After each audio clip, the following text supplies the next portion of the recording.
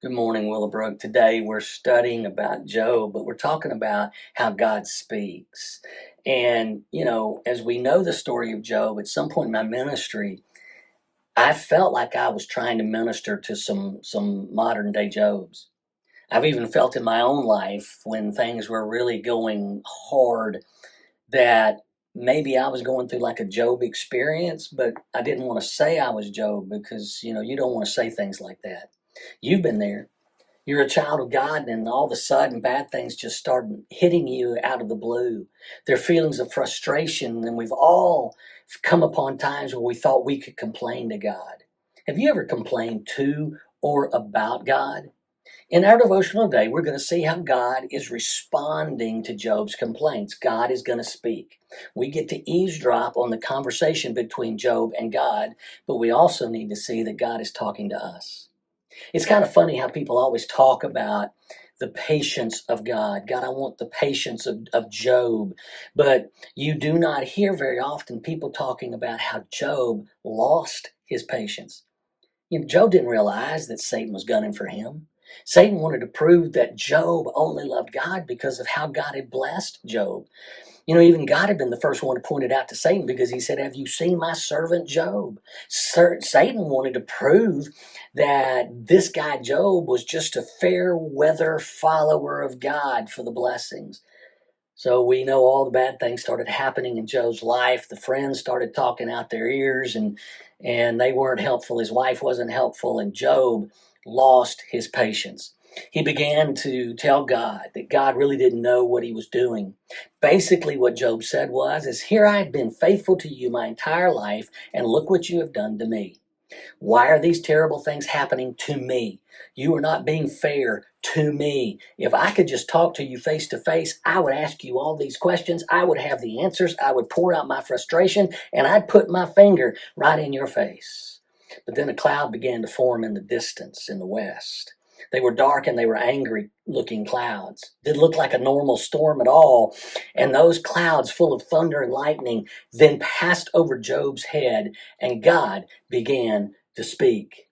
Now, when we were in Capos once visiting my brother while we were there working at our church in Costa Rica, Capos is a fishing village that's next to the coast, surrounded by mountains. My family sat on the porch. It was peaceful. It was beautiful. We'd sit out there at night and we'd just talk with my brother. But the storms, when the thunder would roar, man, it sounded like bombs going off, and we'd just jump because it just rattled around those mountains in the valley. That's what Job was experiencing when the voice of God began to speak. Let's look together at verse 1. Then the Lord answered Job out of the whirlwind and said, "Who is it that darkens counsel by words without knowledge? Now gird up, grab up your loins like a man, and I'm going to ask you, and you're going to teach me." Job had crossed a line he didn't want to cross when he began questioning God and accusing God of not knowing what he was doing. Now is the time for God to question Job. Job thought he was smart, but God's going to show him, "You're not really that smart." Verse 4, "Where were you when I laid the foundation of the earth? Tell me if you have understanding. Surely you know." Creating the world and our universe was not in Job's job description. Look at verse 8.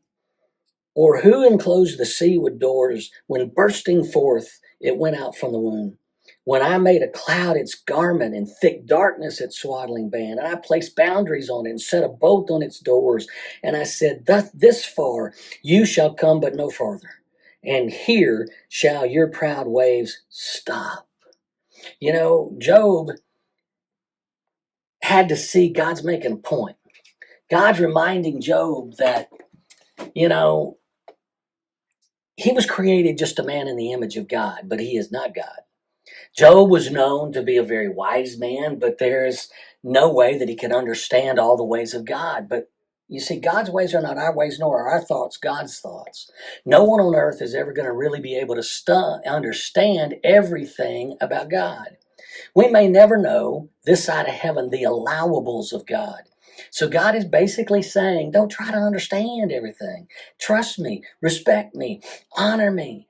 It's like he's saying to us when things start happening in our lives and we think God doesn't know what he's doing or care about what's happening, we need to remind ourselves that there's never a time that God does not care. There's never a time that God will not meet us where we are and help us with what we're going through. There are always going to be things that God allows that are beyond our understanding.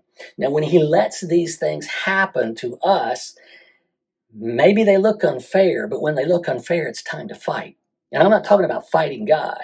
We have to fight the urge to complain to God. We have to fight the urge to disrespect him. We have to fight the urge to tell him, you don't know what you're doing. We have to fight. And by fighting, that means we fall on our knees before God and recognize that God does things that we just don't understand. And when we want to ask why, we need to understand that the things that we do not see as fair, things that are hurtful, things that make us cry in the night, God still loves us. God is still sovereign. God is still on his throne. God never sleeps, nor does he slumber. And he watches out for us. He watches over us at all the seconds of our lives. We are never alone. We are never deserted. We are always watched by God. God always cares. You know, Job did not know what was going on in heaven. He had no idea that Satan was trying to get him to fall, that he was trying to get him to disown God. He had no idea that God was standing up for him in heaven. You know what? You and I don't have any idea, no clue about what's going on in heaven in regards to our lives. We don't know what kind of conversations Satan might have about us with God.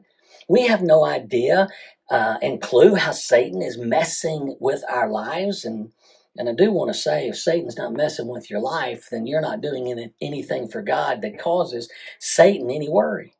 You know, I pray that Satan's having conversations with God about me because God's pointed me out. God's pointed you out. I pray that God is able to say about all of us, have you seen my servant? And just like Job was restored, we have no idea how God plans to redeem our hurts in the future. You know, there was probably one time when a lot of people really thought that God did not know what he was doing. That one time was the cross. How God let his son die. How God allowed his son to suffer. But he allowed that so he can call you his child. That happened so that we can be forgiven. That happened so that we could go to heaven to be with him one day. God did something that seemed totally wrong, but it was the most loving act ever recorded in the history of the world. You know, when you feel like you're being hit by a ton of bricks, trust. Don't argue with God. Trust. You see, God is a God that you can trust. He is the one true God.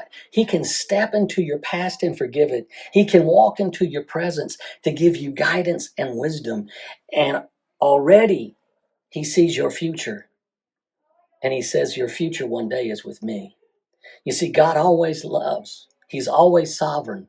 And he's always going to care for you. Willowbrook, trust God, respect God, honor God. And when you want to ask why, realize he's holding you. And when he speaks, listen. We'll see you tomorrow.